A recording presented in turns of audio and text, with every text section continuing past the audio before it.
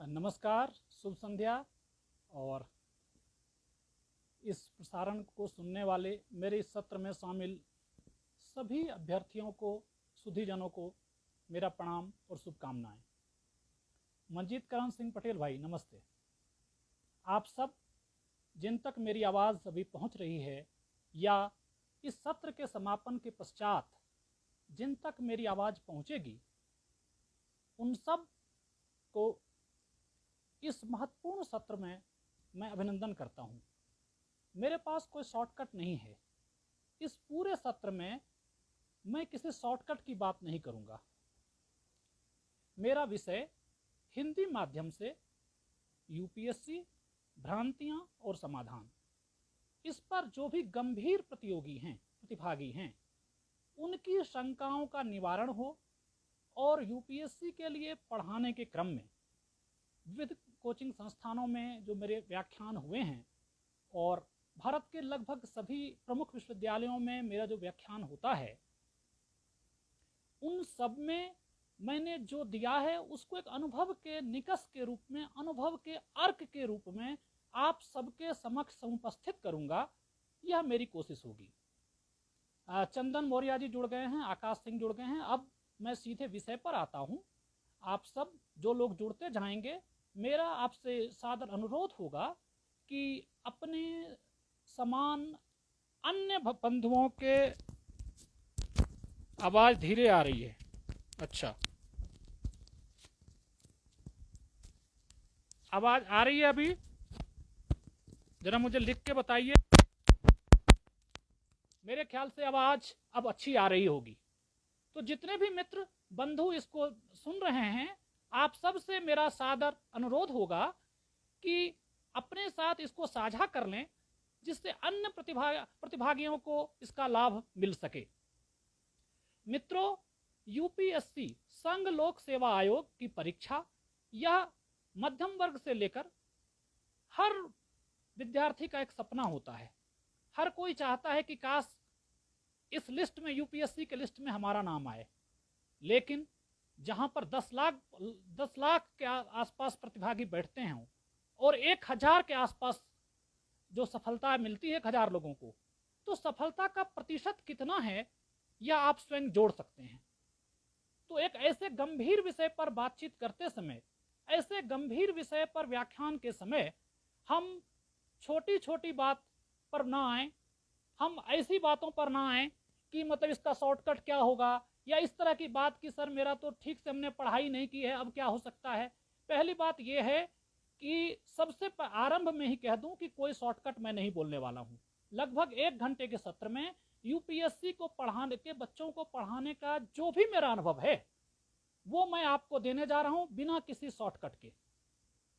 तो अगर आप गंभीर नहीं है, 2 साल का समय अगर आप नहीं दे सकते हैं कम से कम, तो इस सत्र को सुनने का कोई फायदा नहीं है। यूपीएससी की तैयारी का सपना ना देखें। कम से कम 2 साल का समय आपको लगना ही लगना है। कुछ लोग जो कहते हैं कि जल्दी से कुछ हो जाए, 6 महीने 8 महीने निकल गए हैं, कुछ दिन बचे हैं प्रीलिम्स को, मेंस की तैयारी नहीं है, सर अब पीटी हो सकता है क्या? मेरे पास ऐसे सबसे अधिक प्रश्न यही आते हैं। मैं कहता हूं कि बंधु, आपने अगर साल भर ठीक से पढ़ाई नहीं की है, मुख्य परीक्षा की तैयारी आपकी अच्छी नहीं है, और ऐसे में आप मुझसे पूछ रहे हैं कि सर अगर कुछ दिन के लिए अगर अब जी जान लगा देंगे तो सर कुछ हो सकता है। बंधु, आपका कुछ नहीं हो सकता, और कुछ होता तो यह गलत होता, क्योंकि कई लोग 1.5 साल से, 2 साल से, 5 साल से पढ़ रहे हैं। आप ये पूछ रहे हैं कि प्रीलिम्स में कुछ दिन बचे हैं और अब मेरा हो सकता है क्या? कृपया यूपीएससी की परीक्षा को मजाक ना समझें। यह भारत में ली जाने वाली सबसे कठिन परीक्षा है। इस परीक्षा पर मदारी के मैजिक नहीं चलते। बहुत लोग यूट्यूब वीडियो ऐसे मिलेंगे जहां पर आपको बोलेंगे कि कुछ दिनों में यूपीएससी कैसे निकालें, और आप भेड़ चाल में चलते हैं, भीड़ में चलेंगे, भेड़ हो जाएंगे। फिर आप वहां उस तरह के यूट्यूब वीडियो देख करके एक सोडा जोश आपके अंदर भर जाता है। उस सोडा जोश के आधार पर आप यूपीएससी निकालने का सपना देखते हैं। तो सत्र के आरंभ में ही मैं कह रहा हूं कि मैं आपके बैलून में हवा भरने के लिए नहीं हूं। मैं आपको यथार्थ की धरातल पर पैर रखने के लिए इस सत्र को ले रहा हूं। अगर आपने मुझसे यह सोचा है कि मैं कुछ हिंदी का, चूंकि हिंदी में मेरे व्याख्यान ज़्यादा होते हैं, तो मैं कुछ आपको मोटिवेशनल कुछ स्पीच दे दूं और यूपीएससी निकाल लेंगे तो नहीं जी। फिर मैं बात करूंगा प्राथमिक परीक्षा, मुख्य परीक्षा, निबंध और साक्षात्कार, और सब मेरे इसके इर्द गिर्द होगा कि हिंदी माध्यम से जब आप तैयारी करते हैं तो इसमें संदर्भ क्या है, इसकी सीमाएं क्या हैं और इसको लेकर भ्रांतियां क्या हैं। सबसे पहली बात, अगर मैं ये कहूं कि यूपीएससी में हिंदी और अंग्रेजी का कोई फर्क नहीं पड़ता सामान्य तौर पर, तो यह गलत होगा। संघ लोक सेवा आयोग की परीक्षा में अंग्रेजी का बोलबाला रहा है। आप यह देखिए तो पहले तो अंग्रेजी में हिंदी में परीक्षा ही नहीं होती थी। आज भी, हालांकि मैं आपको बताऊंगा प्रीलिम्स में कोई फर्क नहीं है, मैं उस विषय पर आऊंगा कि कहां कितना आपको हिंदी माध्यम से लाभ मिल रहा है और कहां आपको हिंदी माध्यम की वजह से थोड़ा नुकसान हो रहा है। उसके लिए रणनीति क्या हो, आपकी पढ़ाई का तरीका क्या हो, आपकी रणनीति क्या हो, क्योंकि well begun is half done. अगर आपने ठीक से तैयारी का तरीका पकड़ा है, आपका रोड मैप अच्छा है, आपकी स्ट्रेटजी अच्छी है, तो आप जहां पर आपको डिसएडवांटेज है उसको कम कर सकते हैं। तो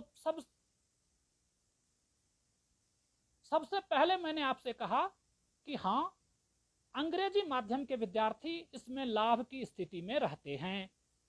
अब देखें, लेकिन मैं आरंभ करूंगा सबसे पहले प्राथमिक परीक्षा में से कि कहां लाभ है कहां नुकसान है। एक चीज देखिए, प्राथमिक परीक्षा से पहले भी अंग्रेजी माध्यम के जो छात्र हैं उनमें कौन कौन आते हैं। अंग्रेजी माध्यम में वो छात्र भी तो आएंगे जिन्होंने इंजीनियरिंग की पढ़ाई की है, मेडिकल की पढ़ाई की है, वो भी हिंदी पट्टी के हैं। लेकिन हिंदी पट्टी का होना, हिंदी माध्यम का होना नहीं है। अगर मान लीजिए कोई विद्यार्थी नवोदय विद्यालय में पढ़ा है और कहीं अच्छी जगह पढ़ा है, अगर अभी भी कौस्तुभ कह रहा है कि आवाज कम आ रही है,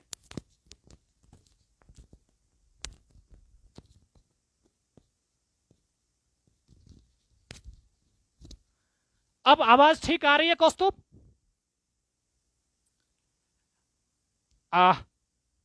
अब आवाज ठीक आ रही है? चलिए मैं आगे अपनी बात बढ़ाता हूं। एक एक सेकंड कीमती है, आप लिख करके बता दीजिएगा अगर आवाज ठीक आ रही है तो सबसे पहली बात मैं कह रहा था कि अंग्रेजी माध्यम के विद्यार्थी कौन कौन हैं। अंग्रेजी माध्यम का मतलब हिंदी पट्टी का भी कोई बच्चा, अगर हिंदी पट्टी का है लेकिन मान लीजिए उसने इंजीनियरिंग की पढ़ाई की है, मेडिकल की तैयारी की है, वो भी अंग्रेजी माध्यम में काउंट होंगे। देखिए, यह अंग्रेजी और हिंदी से अधिक अमीर और गरीब का भी मुद्दा है, इंडिया और भारत का भी मुद्दा है।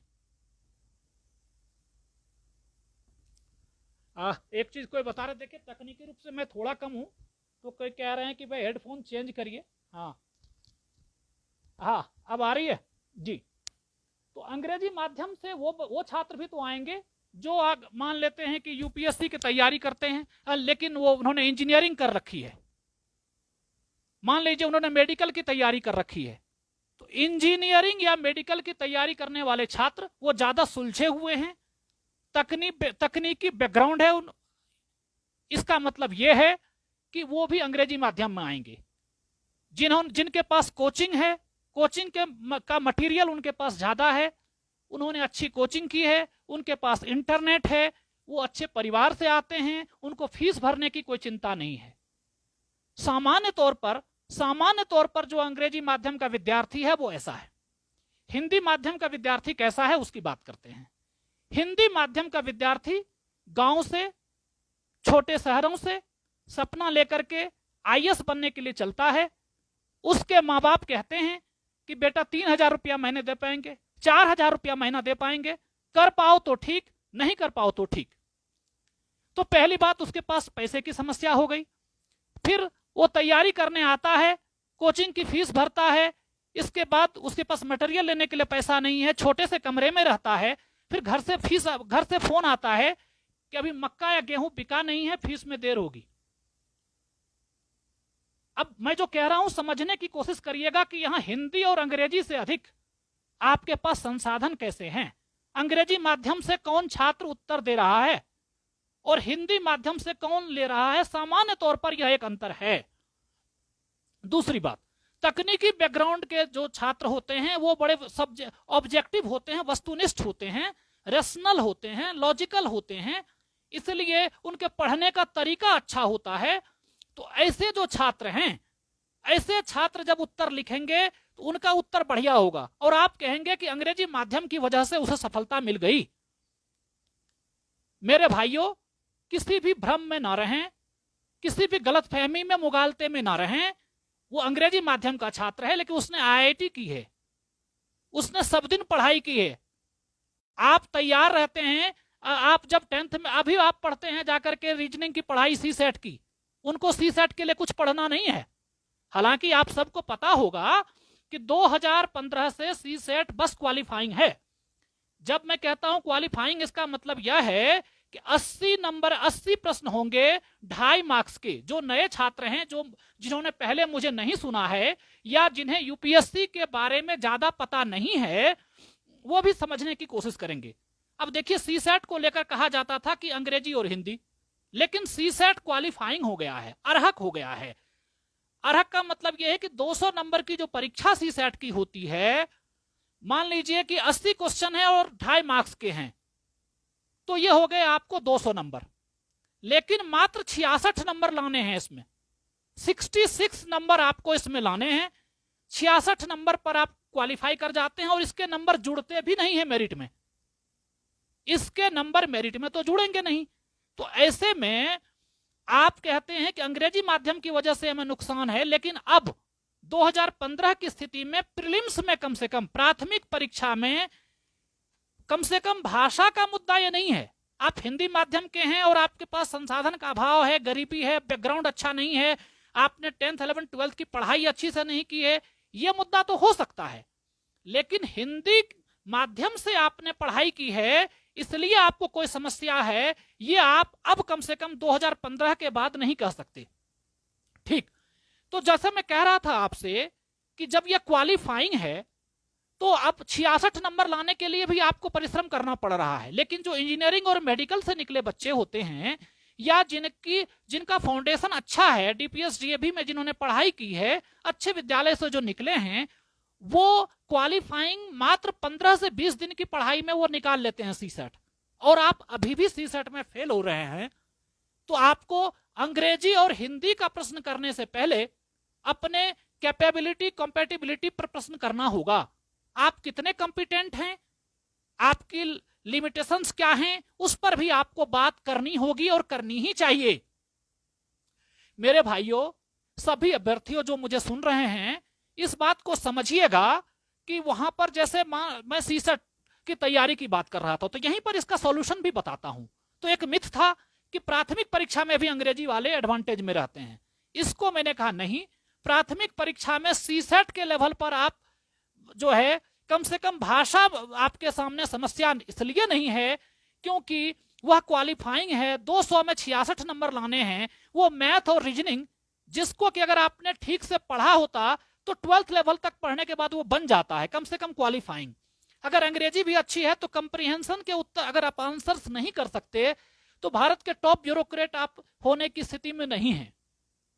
तो इसीलिए वहां पर कम से कम भाषा के माध्यम पर नहीं है दिक्कत। हाँ, कहां समस्या है इसकी भी चर्चा करता हूं और इसका समाधान भी बताता हूं प्रीलिम्स में। फिर हम मेंस में जाएंगे, मेंस के लिए क्या रणनीति हो, या हम फिर इंटरव्यू में जाएंगे, या सामान्य तैयारी में कोचिंग करनी है नहीं करनी है, इस पर भी हम बात करेंगे, आपके प्रश्नों को भी लेंगे।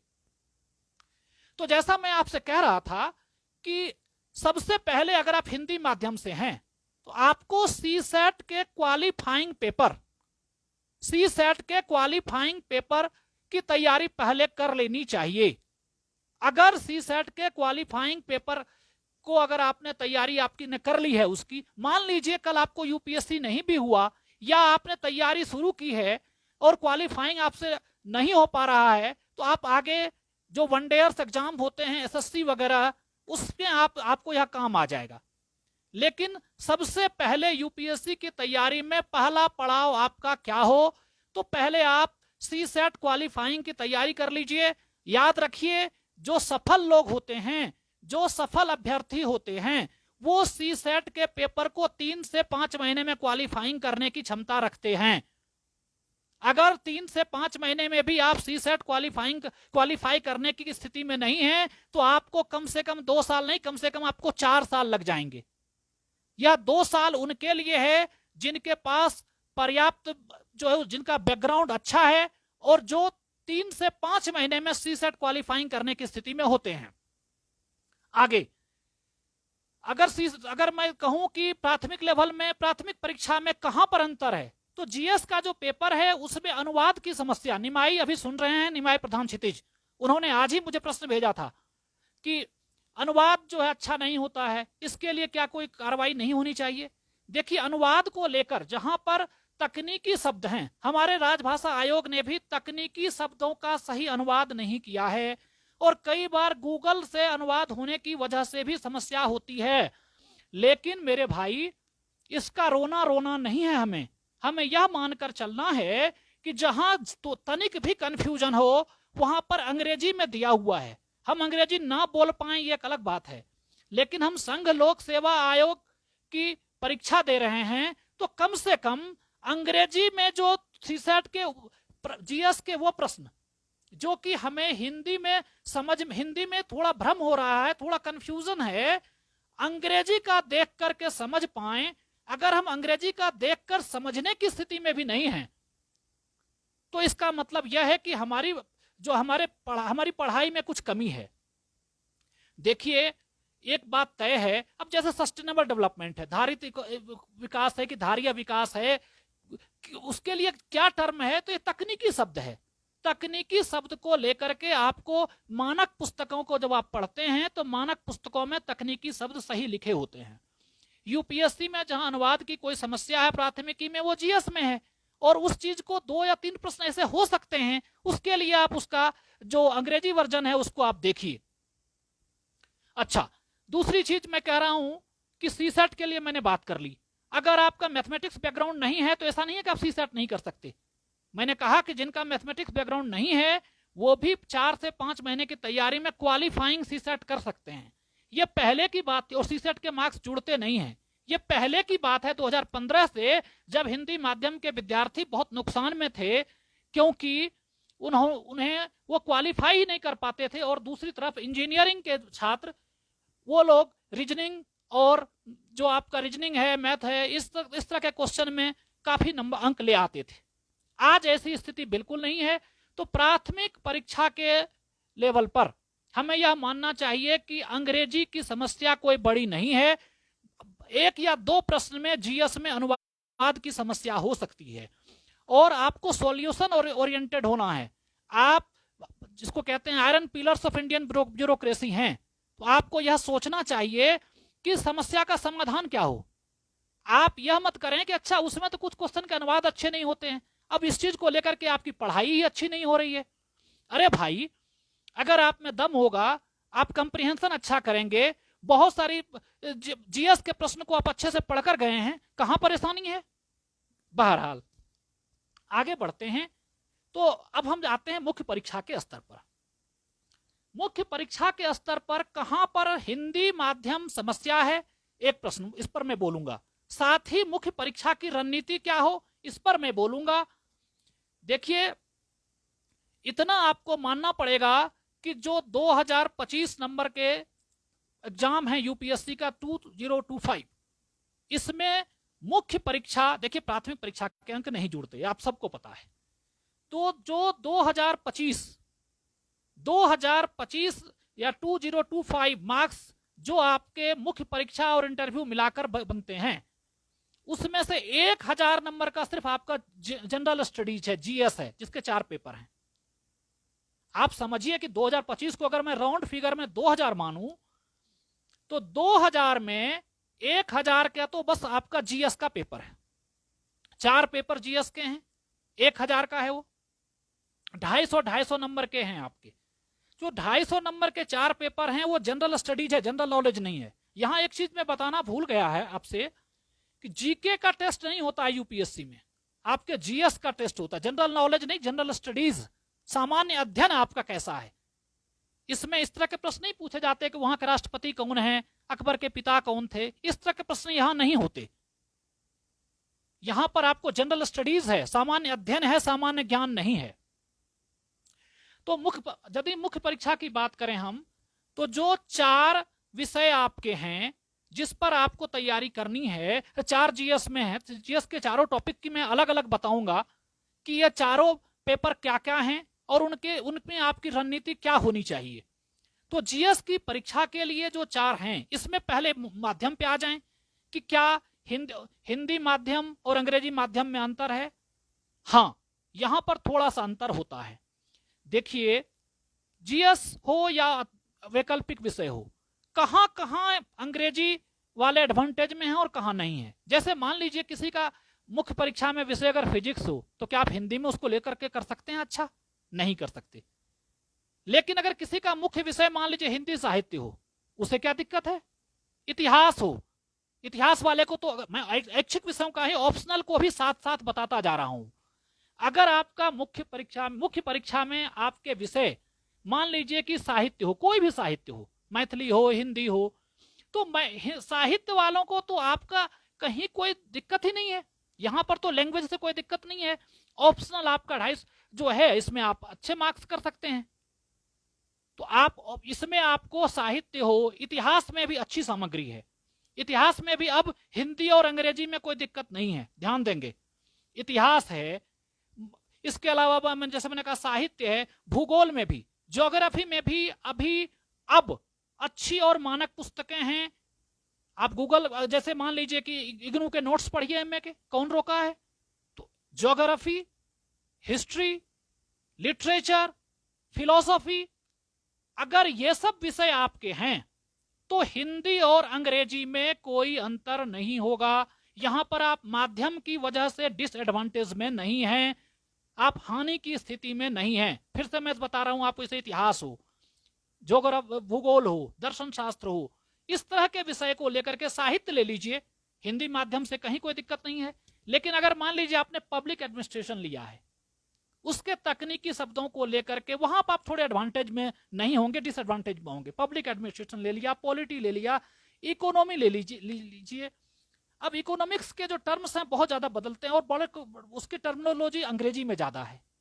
तो अगर आपका विषय इस तरह का कुछ है, इकोनॉमिक्स है, पब्लिक एडमिनिस्ट्रेशन है, तो वहां पर आप हिंदी और अंग्रेजी में वहां पर अंतर है। फिर इसलिए मैंने आपसे कहा, और कुछ विषय तो आप ले ही नहीं सकते। तो सामान्य तौर पर किसी विद्यार्थी को पहले ही पता है कि उसका अगर विषय, अगर उसने हिंदी लिया हुआ है, इतिहास लिया हुआ है, कहां दिक्कत है भाई। जीएस में जहां दिक्कत है मैं उसकी चर्चा आगे करने वाला हूं। टू द पॉइंट होना चाहिए। देखिए, यूपीएससी का विद्यार्थी लेजर लाइक फोकस लेके चलता है।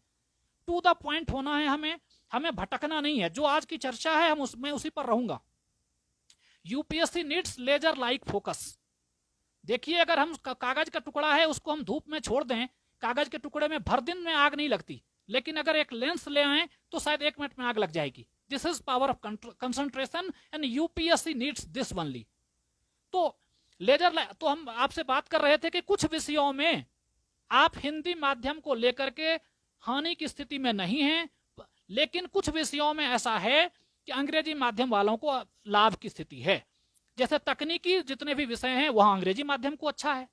इसके अलावा पब्लिक एडमिनिस्ट्रेशन, इकोनॉमिक्स जैसे कुछ विषय हैं जिन्हें हिंदी माध्यम से लेना बहुत समझदारी भरा फैसला नहीं हो सकता।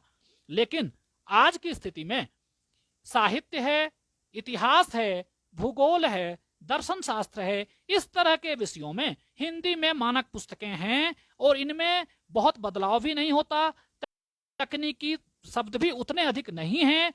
इन विषयों को लेकर हिंदी में आगे बढ़ना चाहिए। अगर अभी तक आपने अपना विषय नहीं चुना है तो आप इस तरह से अपने विषय को चुन सकते हैं, आगे बढ़ सकते हैं, अगर आपका माध्यम हिंदी है तो।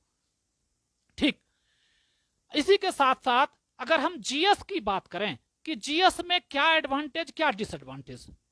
देखिए, जीएस के जो 4 पेपर हैं आपके पास 250 नंबर के, मतलब कुल 1000 अंक के जो आप तैयारी कर रहे हैं, उसमें आपको कहां क्या दिक्कत आ रही है। तो आप एक बात समझेंगे, इतिहास है पहला पेपर, तो उसमें भी इतिहास होगा, भूगोल होगा, कहीं कोई दिक्कत नहीं है। दूसरा पेपर जो होगा दूसरा पेपर को आप लेकर देखें, पॉलिटी है, कॉन्स्टिट्यूशन है, और तीसरे में आप देखेंगे तो इकोनॉमिक्स है और इंटरनेशनल अफेयर्स हैं। तो अगर इस तरह से हम बांट करके, तो तीसरे में आप देखें तो साथ में आपका पर्यावरण है, उसके अलावा आपको तकनीकी, पर्यावरण को लेकर के तकनीकी जो प्रौद्योगिकी है उसका मुद्दा है। तो तीसरा पेपर जो है जीएस का, जीएस के तीसरे पेपर में आपको अंग्रेजी समस्या बनती है। वहां पर आपको थोड़ा तकनीकी शब्दों को ठीक से देखने की आवश्यकता पड़ेगी, लेकिन जीएस के पहले और दूसरे पेपर में कहीं भी कोई समस्या नहीं है। तीसरे पेपर में भी अंग्रेजी उतनी अगर आपको आती हो कि आप प्रश्नों को ठीक से समझते हैं, और जहां आपको कोई परेशानी हो अंग्रेजी माध्यम को, अंग्रेजी में क्या लिखा है उसको आप देख लेते हैं, तो कोई बहुत दिक्कत नहीं है। चौथा पेपर जो एथिक्स वाला है, उसमें तो कोई दिक्कत नहीं है, आप उसको पढ़ करके जाइए। इवन आपको क्रिएटिव एनालिसिस चाहिए। देखिए, जो चौथा पेपर होता है एथिक्स का, जिसके लिए मैं कई बार अलग से उसके लिए कक्षाएं भी लेता हूं, तो एथिक्स तो अगर आपने अपनी मातृभाषा में आप लिखते हैं इस पेपर में, तो वहां आपको एडवांटेज है, क्योंकि वहां पर निबंध की तरह एथिक्स का जो पेपर होता है चौथा, वो निबंध की तरह क्रिएटिव एनालिसिस वाला होता है। आप क्रिएटिव एनालिसिस उसमें कर सकते हैं। वहां पर आपको एक लाभ है, वहां पर अपनी कल्पना की उड़ान तो नहीं है, लेकिन वहां पर आप ये कर सकते हैं। आइए लगे हाथ जीएस की रणनीति पर भी थोड़ी सी बात कर लेते हैं। अगर आपने आईएएस बनना अपना सपना देख रखा है, तो जीएस की तैयारी कैसे करें, या कहें कि संघ लोक सेवा आयोग की तैयारी की शुरुआत कहां से हो।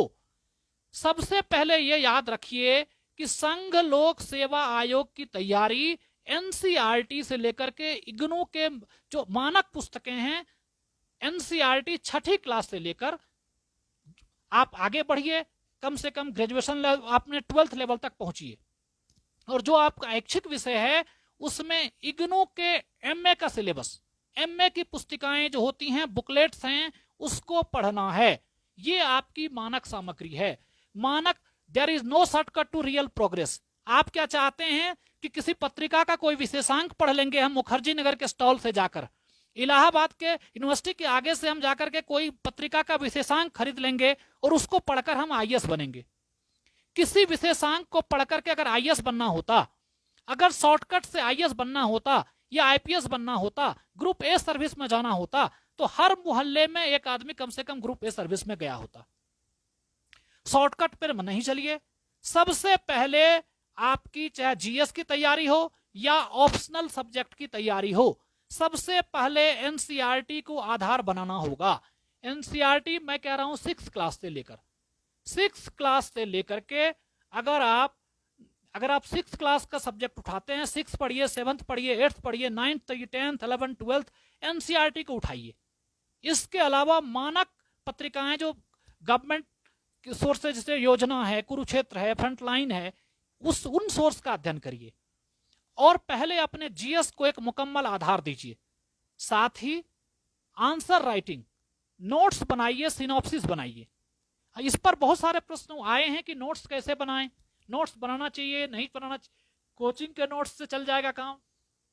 अगर आपके कोचिंग के नोट्स से चल जाता, या जैसे कि आपके कोचिंग वाले कहते हैं कि हमारे कोचिंग के नोट्स से बाहर कुछ नहीं जाएगा, तो फिर तो भाई उस कोचिंग से ही सारे आईएएस बन जाते और कोचिंग के डायरेक्टर साहब सबसे पहले बन जाते।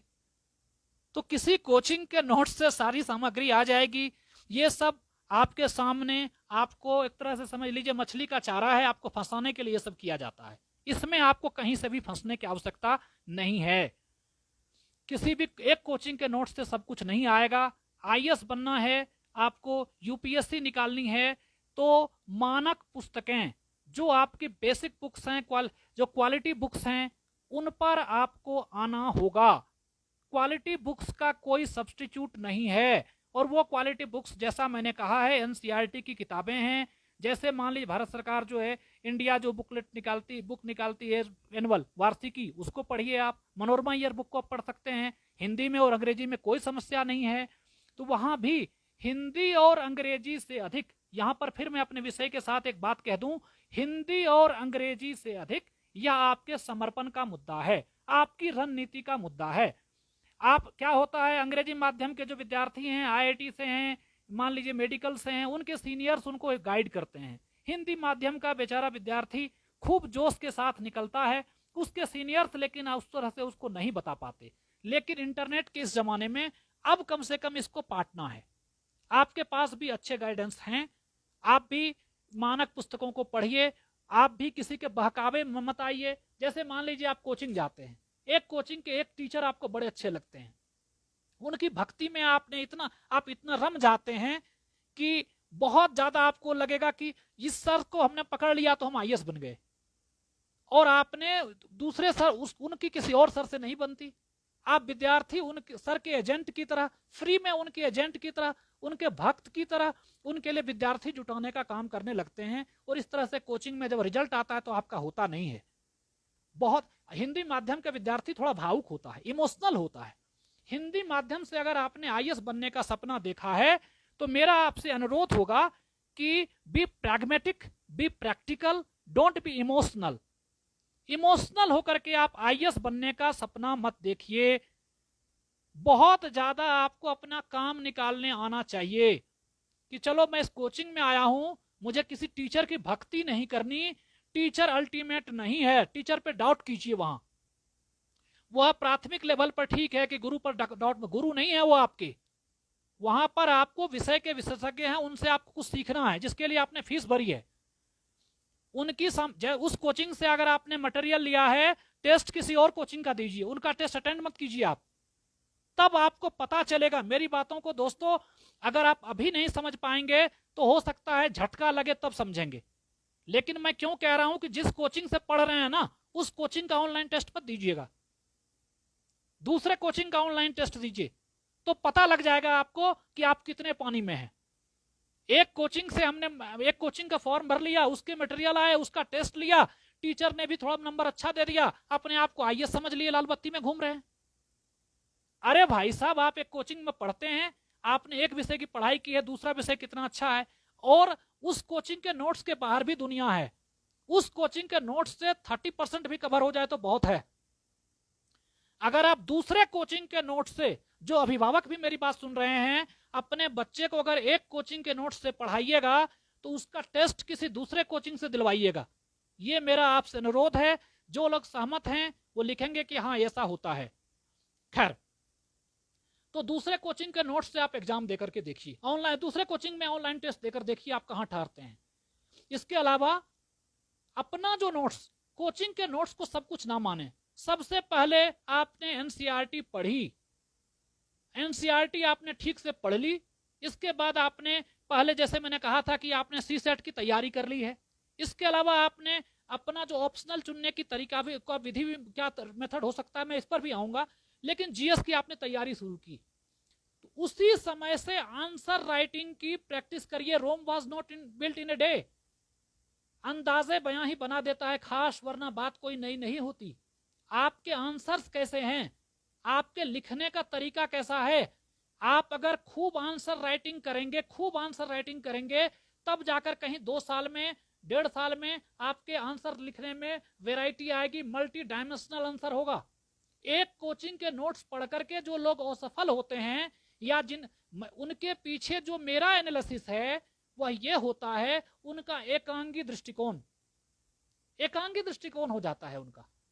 जबकि अलग अलग कोचिंग के नोट्स को मानक पुस्तकों से मिलाकर पढ़ने वाले जो लोग यूपीएससी www.upsc.gov.in, जो इस पर सप्ताह में कम से कम एक बार जाकर के सिलेबस देखते हैं, वो लोग भटकते नहीं हैं।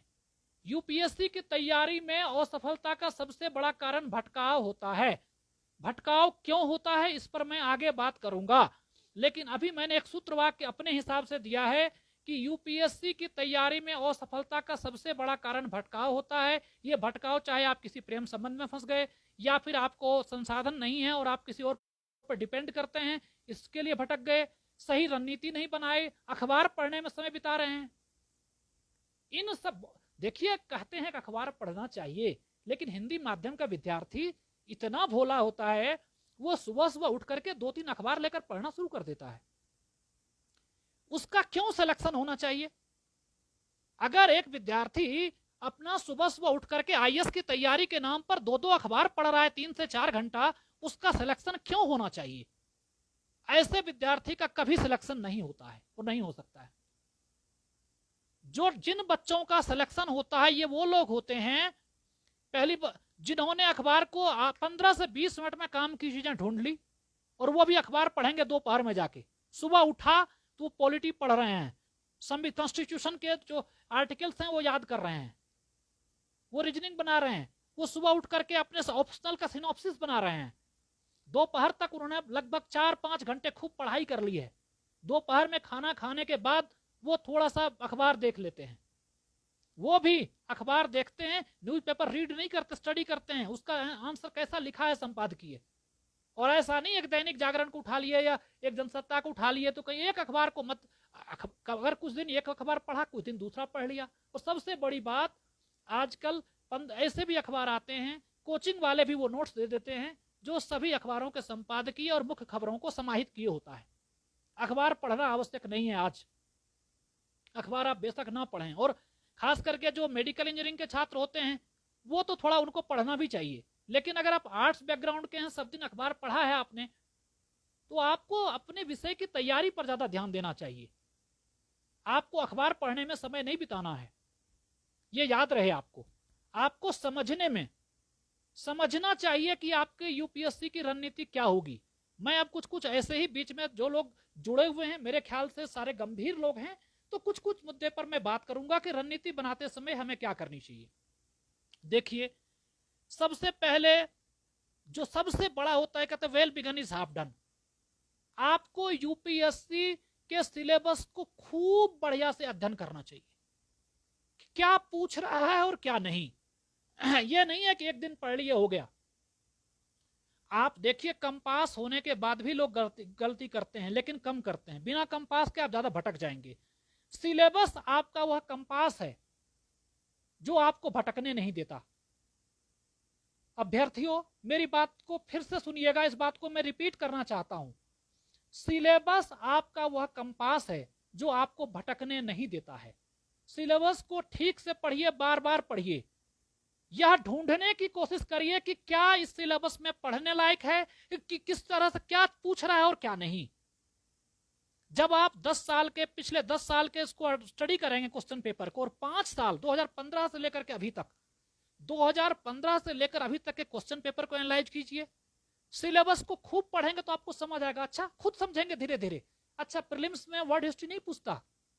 अच्छा, प्रीलिम्स में जो इकोनॉमिक्स पूछ रहा है तो इसमें मैक्रो इकोनॉमिक्स पूछ रहा है, माइक्रो नहीं पूछ रहा है। अच्छा, थ्योरी से कम है, अप्लाइड से ज्यादा है। साइंस की थ्योरी कम पूछ रहा है उसके, और प्रौद्योगिकी से ज्यादा पूछ रहा है। अभी आपके प्रश्न में एक भाई हैं इकोनॉमिक्स से ग्रेजुएशन कर रहे हैं, तो मैं बताऊंगा आपको, अगर आपको विषय क्या, अगर इंग्लिश माध्यम है तो फिर आपको क्या होना चाहिए। प्रीलिम्स की मैं बात कर रहा था, तो आप एनालाइज कर पाएंगे कि वर्ड हिस्ट्री से सवाल नहीं है। आप सब एनालाइज कर पाएंगे कि इकोनॉमिक्स भी वहां पर जो फ्लैगशिप स्कीम्स हैं गवर्नमेंट की, उसके बारे में पूछ रहा है।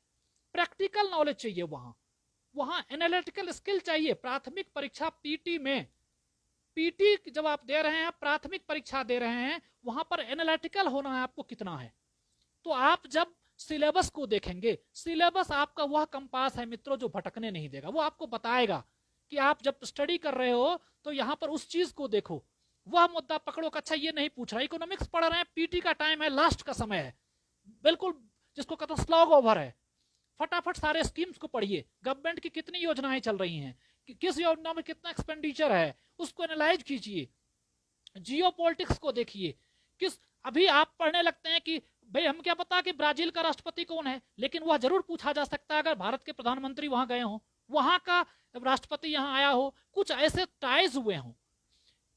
पीटी में, जीएस में वही प्रश्न पूछे जाते हैं जिसका कोई संबंध होता है। खास करके जीएस में, करंट अफेयर्स में आप ये नहीं पूछेगा इस देश की मुद्रा का नाम क्या है, उसके लिए एसएससी की तैयारी कीजिए। यूपीएससी में अगर पूछ रहा है तो आपको निश्चित रूप से कोई इंटरनेशनल रिलेशन हुआ होगा। अगर पॉलिटी की वो धाराएं चर्चा में आएंगी, वो अनुच्छेद चर्चा में आएगा जिसको लेकर के बात हुई हो। पिछले 6 महीने से लेकर 1 साल तक के न्यूज को, इसलिए मैं कह रहा था कि गंभीर छात्र अखबार नहीं पढ़ते ज्यादा, गंभीर छात्र टीवी देखने में समय बर्बाद नहीं करते हैं, आईएएस निकालने वाले लोग और होते हैं और आईएएस की सामान्य तैयारी करने वाली भीड़ अलग होती है।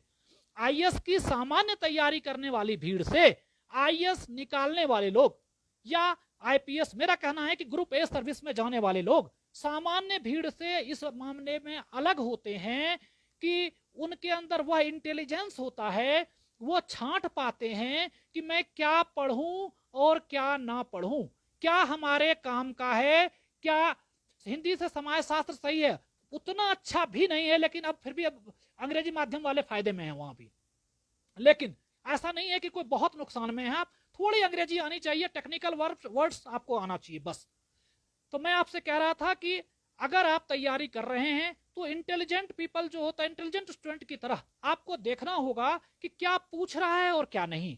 मुख्य परीक्षा का ही सब विषय हो, आपको एनालाइज करने आना चाहिए कि क्या पूछा जा रहा है और क्या नहीं, हमें क्या लिखना चाहिए और क्या नहीं। जो लोग सिलेबस नहीं देखते वो भटक जाते हैं। यहां पर ध्यान दीजिएगा, अगर आप इतिहास को लिख रहे हैं, अगर मान लीजिए इतिहास के प्रश्न को अगर हम लिख रहे हैं, मान लीजिए सामान्य अध्ययन जीके का प्रश्न है, जीके में इतिहास आया है और ऑप्शनल में इतिहास है, क्या दोनों जगह एक जैसा उत्तर लिखेंगे? नहीं।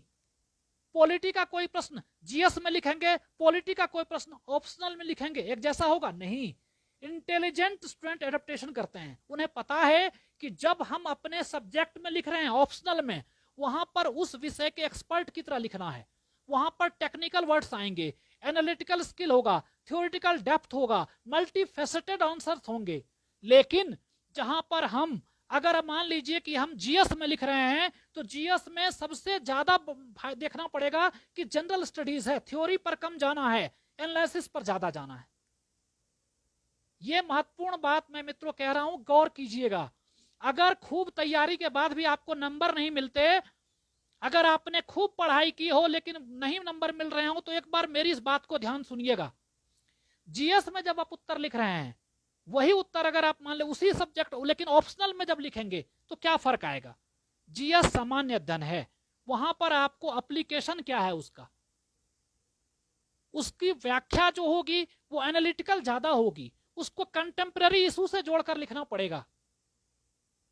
उसमें थ्योरेटिकल डेप्थ तो नहीं, क्वेश्चन भी ऐसे ही होंगे, अप्लाइड होंगे, थिंकिंग बेस्ड क्वेश्चंस होते हैं जीएस में।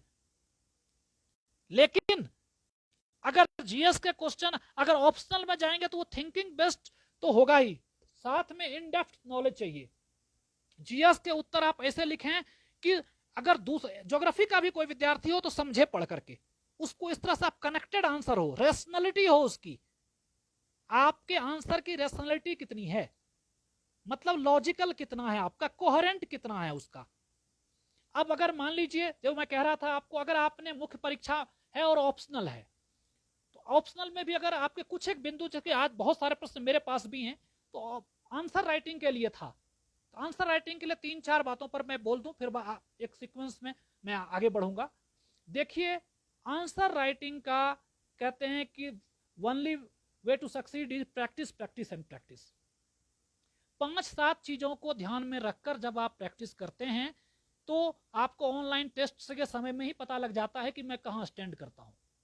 आपको विषय की बहुत समझ है, आप पीएचडी हैं, लेकिन ऑप्शनल में नंबर कम आए हैं आपके, तो ऐसे छात्रों के लिए भी मैं, चूंकि जो मुझे नहीं पता कि आप जो सुन रहे हैं वो किस फील्ड के हैं, इसलिए मैं सबके लिए कुछ ना कुछ बोल रहा हूं।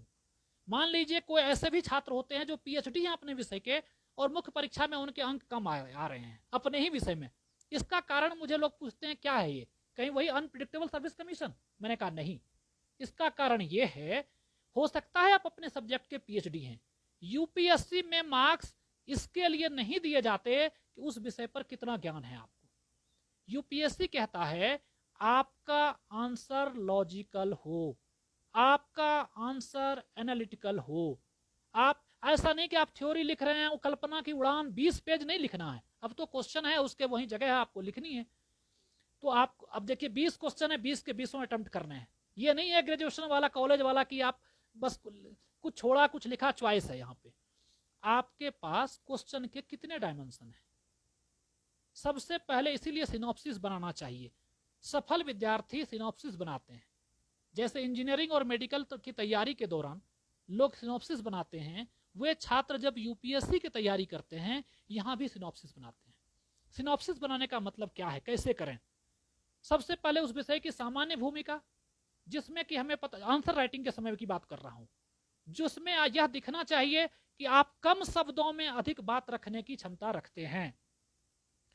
इसके बाद उसके डायमेंशंस कितने ले रहे हैं आप, कम डायमेंशन है या ज्यादा? जितने ज्यादा सोशियो पॉलिटिकल, उसके क्या इकोनॉमिकल डायमेंशन क्या है, सोशियो पॉलिटिकल डायमेंशंस क्या है, जितने डायमेंशंस को आप लेंगे उतना फायदा। तीसरी चीज होती है कंपैरिजन की। जैसे मैं हिंदी पढ़ाता हूं, ऑप्शनल में हिंदी में ज्यादा पढ़ाता हूं, तो हिंदी से ही देखें। कोई प्रश्न आया है तो आप यह लिखिएगा कि अब तुलसीदास पर लिख रहे हैं तो तुलसीदास को आधुनिक किसी कवि से आप तुलना कर दीजिए, कबीर से तुलना कर दीजिए। तो कंपैरिजन आपके आंसर में आना चाहिए। देखिए, अगर आपको अंक कम आते हैं, 5 बातें बताऊंगा। मल्टी डायमेंशनल होना चाहिए। आपके आंसर कितने डायमेंशन को लेके चलता है? क्या ऐसा तो नहीं क्वेश्चन दिया और आपने लिख दिया आंसर? अगर आपको जीएस में पूछता तो भी वही, मुख्य परीक्षा में पूछता तो भी वही नहीं। आपको यहां पर कितने डायमेंशन हैं, आपके प्रश्न के कितने डायमेंशन हैं, एक बात। कंपैरिजन कितना कर रहे हैं, दूसरी बात। तीसरी बात, कंटेम्पररी बना करके लिखने की क्षमता कितनी है आपकी, उस विषय का आज क्या महत्व है। अगर आईएएस परीक्षा के मुख्य परीक्षा में उसको लिया गया है, कुछ ना कुछ ऐसा क्या लॉजिकल हो सकता है क्या? चार्ट कितना बना रहे हैं, डायग्राम कितना है, साहित्य का है तो चलिए उसमें आपने दोहे कितने लिखे, कोटेशंस कितने दिए, मतलब किसने कितना छुआ। आपका उत्तर तो सबके सही है, लेकिन किसको कितना मिल रहा है उसमें। तो किसको कितना मिल रहा है, इसमें सबसे बड़ी बात यही है, आपका आंसर कितना रेशनल है, आप कितने फ्री माइंड के हैं। बाज्ड आदमी, एक लोक सेवक को कभी भी पूर्वाग्रह लेकर के नहीं होना चाहिए। तो संघ लोक सेवा आयोग, मान लीजिए आपको अकबर महान था, अशोक महान था, इस तरह के प्रश्न नहीं आते वहां। आपको जिसकी बड़ाई करिए तो एक लाइन में उसका लिमिटेशन लिख दीजिए, जिसके लिमिटेशन लिखिए एक बार बड़ाई लिख दीजिए। आप प्रॉस और कॉन्स दोनों लेकर चलेंगे तभी अच्छे ब्यूरोक्रेट होंगे। हो सकता है आपने इतिहास की कोई पुस्तक पढ़ी हो जिसमें अकबर बहुत महान था या अकबर बहुत खराब था, लेकिन संघ लोक सेवा आयोग की परीक्षा में इस तरह की गलती नहीं करेंगे। आप लिखेंगे, ऐसा प्रतीत होता है कि ये चीज इन मुद्दों में उन्होंने अच्छा काम किया, हालांकि लोग इन मुद्दों पर उस पर प्रश्न चिन्ह लगाते हैं। सारांशतः हम इस निष्पत्ति पर पहुंच सकते हैं कि तमाम सीमाओं के बावजूद इस दिशा में अधिक कार्य हुए, हालांकि इस हिस्से बचा जा सकता था। डिप्लोमेटिक, आप कितने डिप्लोमेटिक हैं, कितने आप रैशनल हैं, कितना आप सेकुलर, दिमाग में कोई इस तरह की पूर्वाग्रह मुक्त मत रखिए, एकदम पूर्वाग्रह से मुक्त होकर के आपको आंसर राइटिंग। मैं जो कह रहा हूं मित्रों, चूंकि मैंने कम से कम मेरे ही मार्गदर्शन में कम से कम 50 से 100 जो अच्छे छात्र हैं, और मैं कभी फीस नहीं लेता, मैं डिप्टी कमांडेंट हूं यहाँ और एक अच्छी जगह पर हूँ, साथ में कॉलेजों में व्याख्यान दे रहा हूँ। तो मैंने अपने अध्ययन से जो छात्रों ने सफल होकर कहा, या मैंने भी जो दिया, तो मुझे एक महसूस हुआ है कि हाँ, अब हम कह सकते हैं इतने दिन बाद, 12-14 साल के अनुभव के बाद हम कह सकते हैं कि मोटे तौर पर यूपीएससी ये देखती है कि आप पूर्वाग्रह से मुक्त हों, आपके उत्तर में जितने डायमेंशन होंगे उतने मार्क्स अधिक होंगे, आप टू द पॉइंट रहेंगे। यूपीएससी कहती है ना संक्षिप्तता, अपनी बात को संक्षिप्त में कहने की क्षमता हो, तर्क संगत आप अपनी बात कह सकें, आपके उत्तर में डायमेंशंस हों। अगर आपने मित्रों किसी भी विषय के हों, आप अगर आपने इस चीज को याद रखा कि मेरे आंसर में कभी भी डायमेंशंस ज्यादा होने चाहिए, रेशनल होने चाहिए, उसके कंपैरिजन करूंगा। मैं पॉलिटी पर आंसर लिख रहा हूं, इकोनॉमिक्स में किसी चीज से मैं कंपैरिजन कर दूंगा। इंपैक्ट एक बात होती है आपके उत्तर में, इसका पॉजिटिव इंपैक्ट क्या होगा, इसका नेगेटिव इंपैक्ट क्या होगा।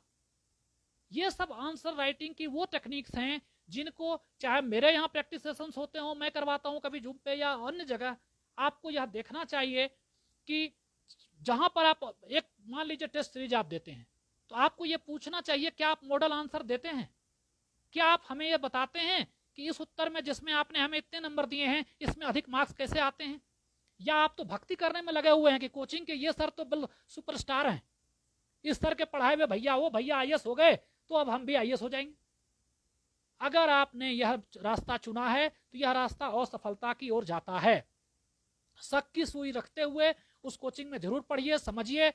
लेकिन आप जरूर सवाल कीजिए कि यदि हम कहीं किसी उत्तर को लिखते हैं, हमारे आंसर में आपने इतने नंबर दिए, कम नंबर आए, 40% नंबर आए, 20% नंबर आए हैं, अधिक नंबर लाने के लिए हमें क्या करना चाहिए?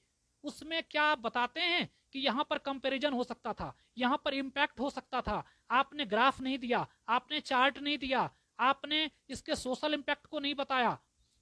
डायमेंशन, अगेन की word is dimension. Dimension, rationality, applicability and जिसको कहते हैं कंटेम्पररी, उसका क्या इंपॉर्टेंस है, लॉजिकल कोहेरेंस क्या है। अगर आपने इतनी चीजों को ध्यान में रखा, आंसर राइटिंग की प्रैक्टिस की, सिनॉप्सिस किया है, तो यकीन रखिए इस सिनॉप्सिस के बाद इस आपके आंसर में आपके सिलेक्शन के चांस बढ़ेंगे। मैं ये नहीं कह सकता हूं, अगर मैं कहता हूं कि भाई इस पर सफल हो जाएंगे तो मैं मदारी का नाच कर रहा हूं। गंभीरता पूर्वक, गांधीर्य युक्त शैली में मैं आपसे सीधा कहता हूं, उत्तर लिखने के यही आयाम होते हैं। बाकी करने का कौशल करने से आता है। आपने कितने तरीके से, आप कितने डायमेंशंस खोजे हैं अपने लिए, वो आप जान लीजिए। इसी तरह से निबंध की मैं थोड़ी सी चर्चा करूंगा। अगर मान लीजिए कि आप निबंध की तैयारी, ऐसे तो निबंध की अच्छे कॉलेज में, अच्छे विद्यालय में जो छात्र पढ़ते हैं वो निबंध लिखते रहते हैं, लेकिन 2015 के बाद, ध्यान रखिएगा मैं निबंध पे आ रहा हूं क्योंकि समय की सीमा है। देखिए 1 घंटे में सारा चीज नहीं बताया जा सकता, लेकिन आप लोग फेसबुक पर भी मेरा कमल की कलम मेरा ब्लॉग है, उस पर तो जुड़ने का कोई लिमिट नहीं है, कितने भी लोग जुड़ सकते हैं। वहां जुड़िए, वहां पूछिए, मेरे व्हाट्सएप पे जुड़िए, जो इलाहाबाद यूनिवर्सिटी के फेसबुक व्हाट्सएप ग्रुप पे जुड़िए, मैं आपके सवालों का जवाब दूंगा। 1 घंटे में सब बात नहीं हो सकती, लेकिन मैं थोड़ा सा निबंध की चर्चा कर देना आवश्यक समझता हूं। मित्रों, निबंध जो है, अभी जो 2 निबंध का पेपर हो रहा है आपसे, इसमें मतलब एक पेपर में 2 निबंध हैं, 250 नंबर का निबंध है। पहले एक होता था, 2015 से आपको 2 निबंध लिखने होते हैं, 2 पार्ट में निबंध होते हैं। समझिएगा इसके लिए क्या रणनीति हो। एक तो मैंने पहले ही कहा कि जो अच्छे बैकग्राउंड से स्टूडेंट्स आते हैं, अच्छे स्कूल में पढ़े होते हैं, वो निबंध में पहले से ही अच्छे होते हैं, लेकिन फिर भी अभ्यास करना चाहिए। अभ्यास नराह। तो अब क्या है कि अभ्यास क्या चीज है, उसमें देखना पड़ेगा पहले कि निबंध में क्या पूछ रहा है, यूपीएससी क्या कहती है। यूपीएस www.upsc.gov.in पे जाइए, निबंध में क्या मांगता है मिलेगा लिखा हुआ। तो वो कहता है अपनी बात को टू द पॉइंट रखिए, संक्षेप में रखिए, आप विषय से भटकिए मत।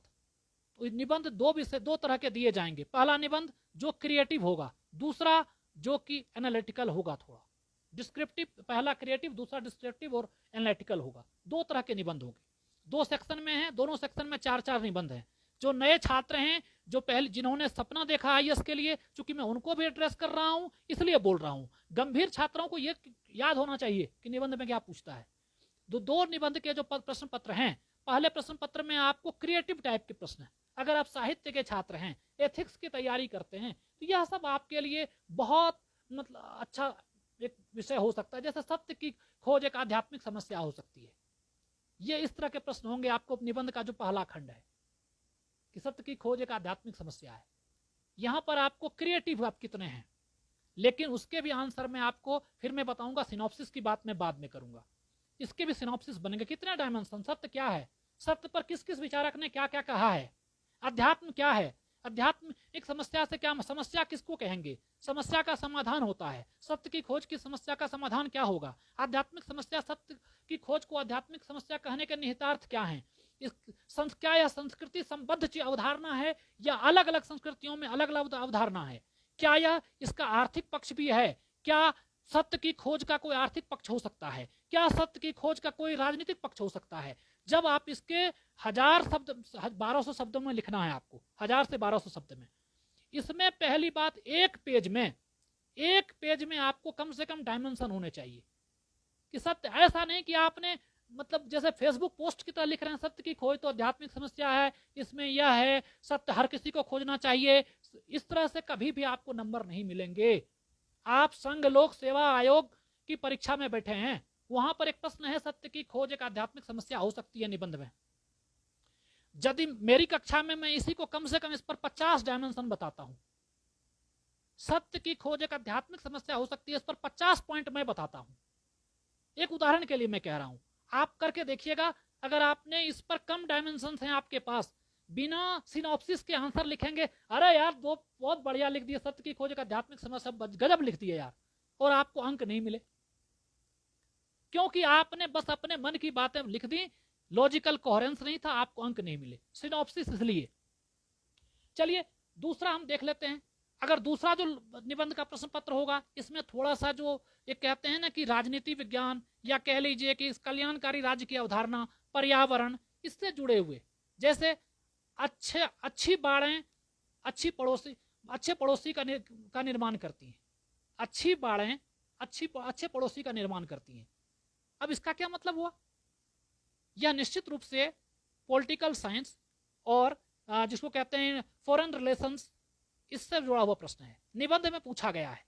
तो बाढ़ जो है इंटरनेशनल बाउंड्रीज, दो देश के बीच में बाउंड्री, अब ये बहुत चीज, इसके भी आप डायमेंशन देखिए, व्यक्ति के रूप में, व्यक्ति और दो घरों के बीच में, दो राज्य के बीच में, है ना, दो देश के बीच में, आपने पहले ही सोच लिया अच्छी बाढ़ें अच्छे पड़ोसी का निर्माण करती हैं, और भारत पाकिस्तान पर लिखने लगे।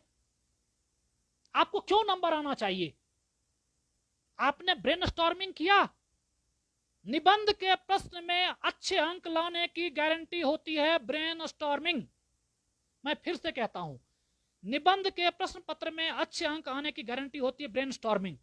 सिनॉप्सिस, अच्छी बाड़ें अच्छे पड़ोसी का निर्माण करती हैं। अब बाड़ा क्या, कैसे हमने सोच लिया भारत पाकिस्तान, दो व्यक्ति क्यों नहीं? और अब देखिए कि साथ में इसके कितने डायमेंशन हो सकते हैं।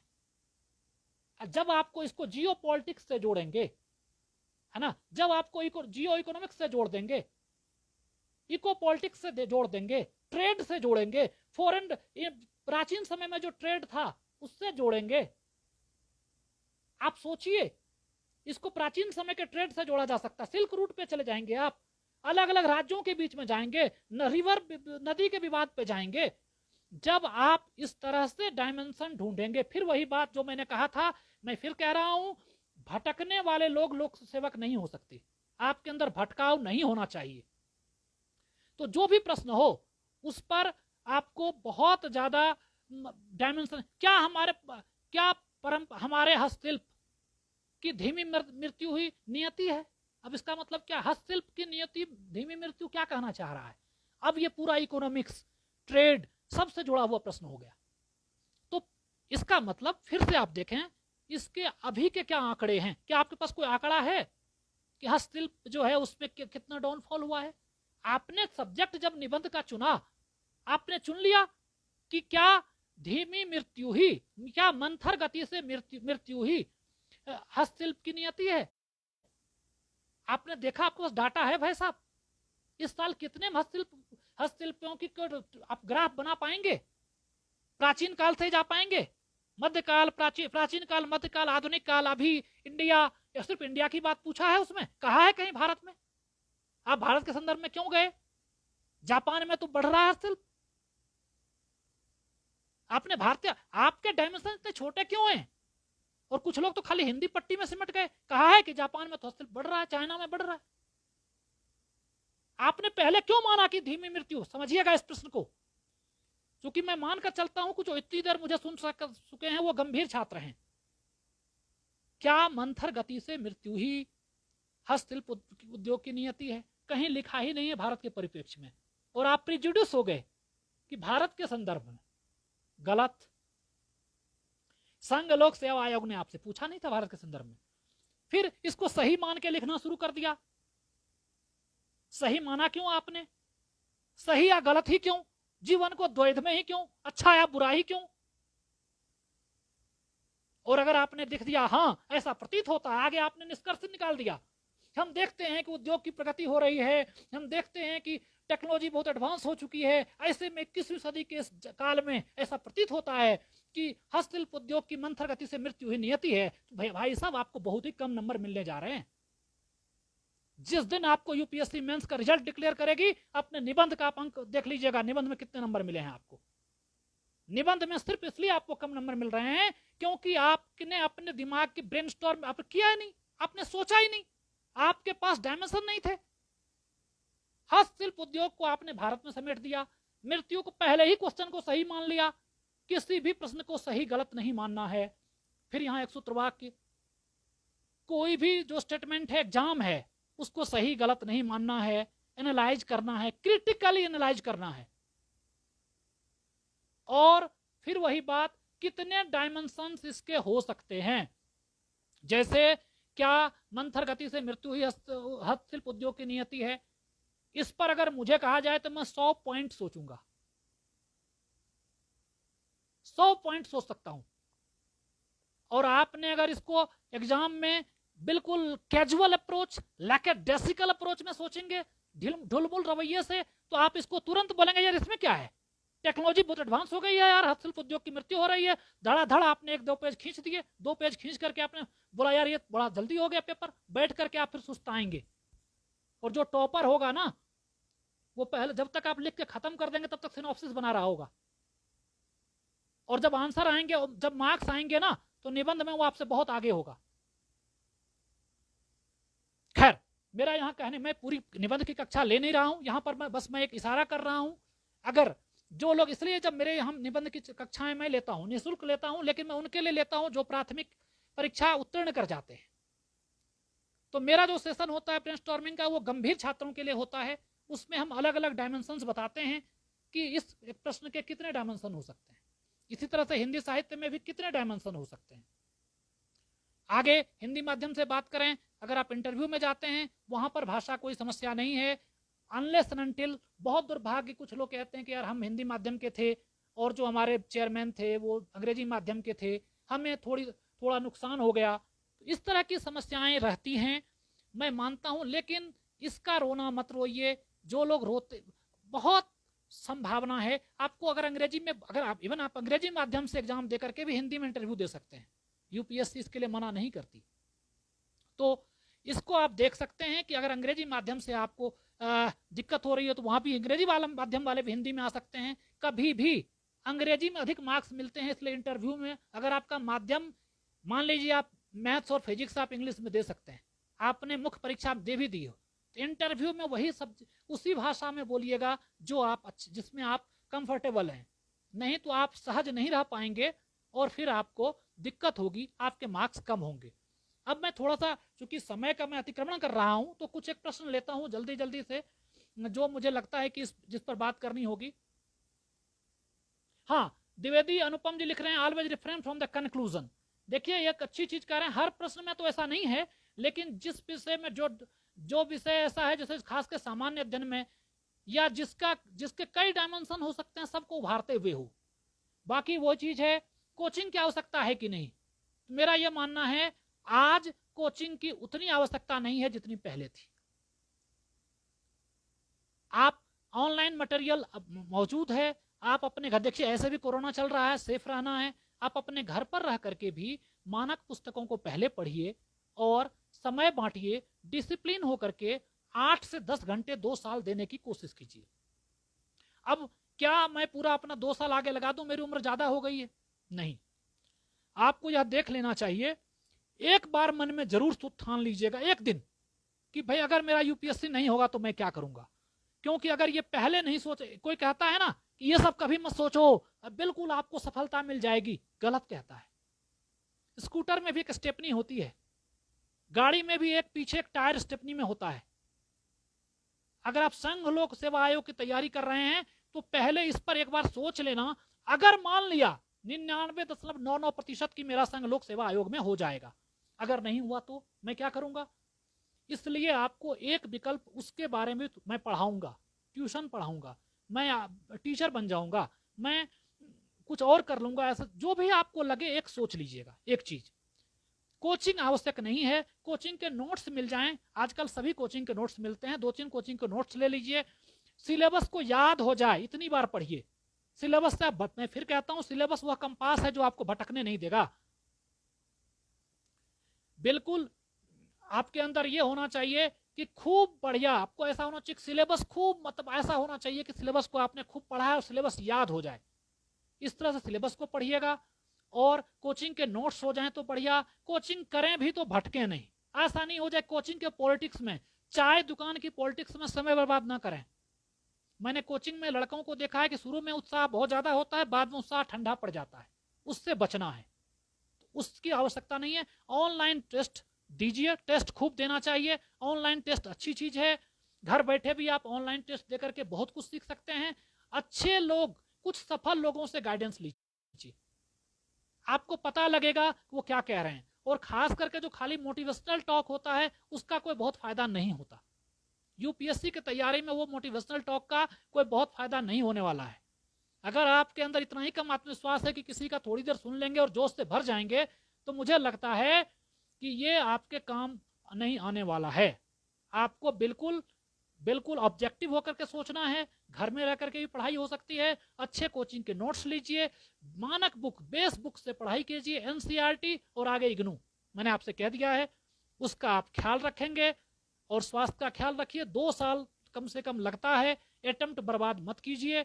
अटेम्प्ट ऐसा नहीं है कि थोड़ा सा लैकेटिकल टाइप से कुछ पढ़ लिया और अटेम्प्ट बर्बाद कर लिया, यह ठीक नहीं होगा।